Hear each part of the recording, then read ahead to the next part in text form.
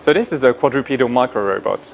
So it's a 1.5 gram, 4.5 centimeter long robot that we've been developing that has 8 degrees of freedom. So basically with its 4 legs, it can move them horizontally and vertically. And because of this, we've been able to kind of like achieve tasks that similar sized robots have not been able to do up to now. If we look at like industry-oriented applications, typically one application here is that we can use this small-scale robot to start to achieve tasks in confined spaces that like usual robots can't do.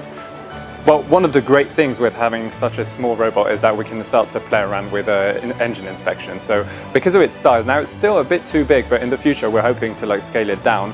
But when we achieve this, we'll be able to insert it inside engines using like very fancy snake robots, so that we can insert a certain number of them and use this collective behavior to achieve like inspection tasks in a much more efficient way.